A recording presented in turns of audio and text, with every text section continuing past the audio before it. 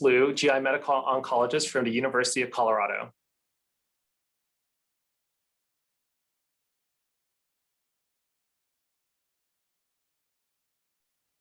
So is there a role for screening in pancreatic cancer? And if so, who should get screened?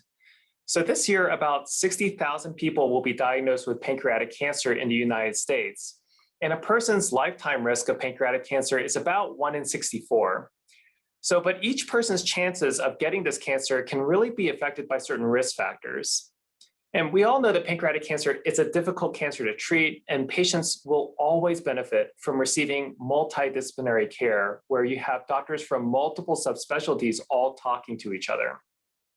So given that the outcomes may be better following surgery or resection of smaller cancers, doctors and nurses are hopeful that if you screen and detect early tumors where our patients aren't having any cancer-related symptoms, that this will lead to surgery and potentially curable pancreas cancer to improve survival.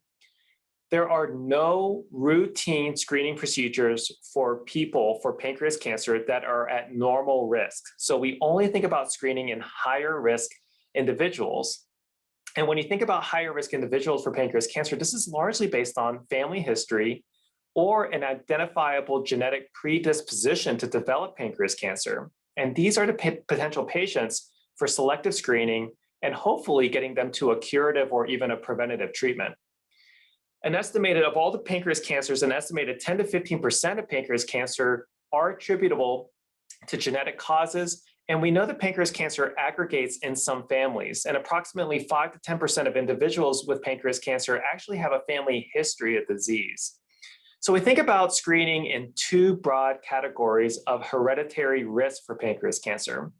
The first broad category is inherited genetic syndromes, and this is really defined by a clear inherited gene mutation that is associated with pancreas cancer.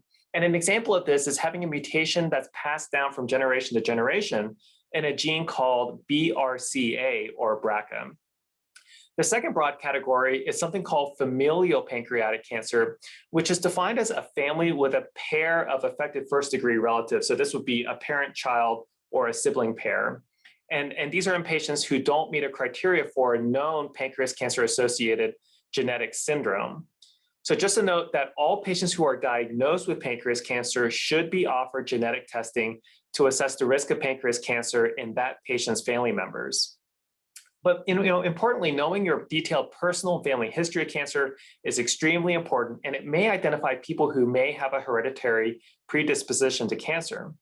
Screening for pancreas cancer aims to identify early invasive pancreas cancer as well as precancerous masses, and these are oftentimes called intraductal papillary mucinous neoplasms. That's a long word. We call these IPMNs as an acronym. And we also look for something called pancreatic intraepithelial neoplasia. And this sometimes has something called high-grade dysplasia, which is essentially a precursor to cancer. The benefits of screening include early detection and treatment of invasive pancreas cancers, as well as the identification of some of these precancerous lesions.